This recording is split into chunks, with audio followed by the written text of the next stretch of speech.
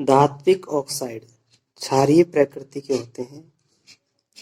Copper oxide की अभिक्रिया हम अम्ल से कराते हैं तो कॉपर ऑक्साइड क्या होगा, क्षारीय प्रकृति का हो गया तो क्षार हो गया और हाइड्रोक्लोरिक अम्ल हो गया। इसकी अभिक्रिया कराते हैं तो कॉपर सेकंड क्लोराइड बनता है, कॉपर क्लोराइड।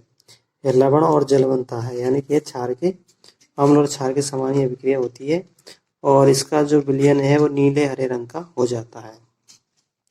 धात्विक ऑक्साइड अम्लीय प्रकृति के होते हैं, जैसे कि CO2।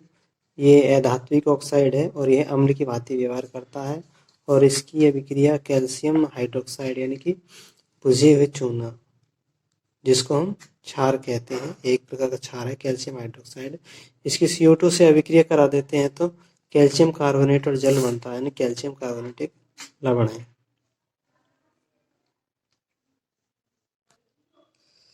अगला है पीतल एवं तांबे के बर्तनों में दही एवं खट्टे पदार्थों को नहीं रखना चाहिए, क्योंकि पीतल और तांबे के बर्तन अम्ल के साथ में अभिक्रिया करते हैं तो ये पीतल एवं तांबे के बर्तन नष्ट हो जाते हैं तथा इसमें रखा पदार्थ का स्वाद बदल जाता है तथा विषैले पदार्थों का निर्माण होता है जो स्वास्थ्य के लिए हानिकारक हो सकता है। और यहाँ जो धातु यौगिक है वो सोडियम कार्बोनेट हो सकता है, सोडियम हाइड्रोजन कार्बोनेट हो सकता है और निकलने वाली गैस CO2 होगी जो मोमबत्ती को बुझा देती है। धातुओं के साथ अभिक्रिया कर सभी अम्ल हाइड्रोजन गैस देते हैं। ग्लूकोज तथा अल्कोहल का विलयन विद्युत का चालन नहीं करता है।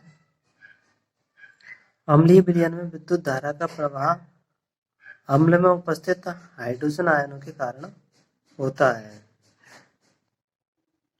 अम्लों में हाइड्रोजन आयन तथा ऋणायन होते हैं। HCl में Cl-, नाइट्रिक अम्ल में NO3-, हाइड्रोजन आयन निकल जाता है, NO3- बचता है। एसिटिक अम्ल में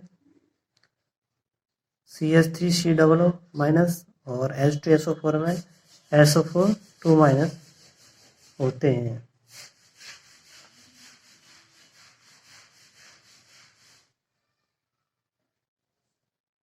हाइड्रोजन आयन देने के कारण अम्लीय प्रकृति के होते हैं अम्ल। जलीय विलयन में अम्ल हाइड्रोजन आयन देते हैं तथा क्षार हाइड्रोक्साइड आयन देते हैं, यानी कि OH- आयन देते हैं। सभी क्षारक जल में घुलनशील नहीं होते। जल में घुलनशील क्षारक को क्षार कहते हैं। एक प्रयोग है जिसमें हाइड्रोक्लोरिक अम्ल की गैस निकलती है, HCl गैस का निर्माण होता है। सोडियम क्लोराइड लेते हैं एक प्रणाली में और उसमें किनारे से धीरे धीरे सल्फ्यूरिक अम्ल डालते हैं।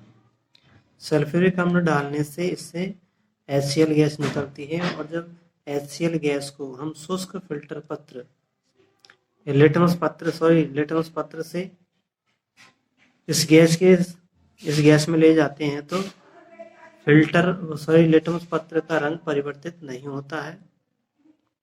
और जब हम नम लिटमस पत्र को ले जाते हैं तो लिटमस पत्र का रंग बदल जाता है। तो इससे पता चलता है कि जलीय अवस्था में ही हाइड्रोजन आयन उत्पन्न होते हैं अम्ल से।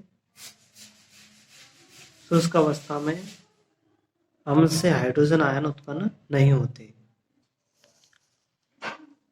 HCl जल के अणुओं के साथ में अभिक्रिया करके हाइड्रोनियम आयन बनाता है।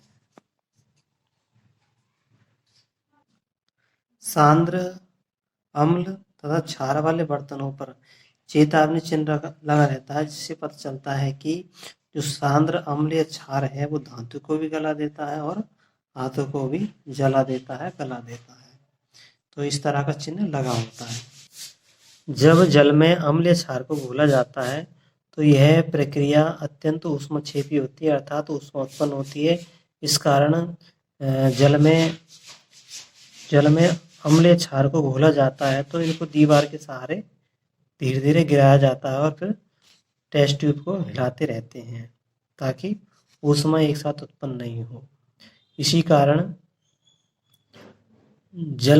जल को अम्ल में नहीं डाला जाता, क्योंकि यह इससे परखनल टूट भी सकती है और एकदम ऊष्मा बहुत तेज गति से आएगी और गर्म होकर के गिलास टूट जाता है, कांच टूट जाते हैं।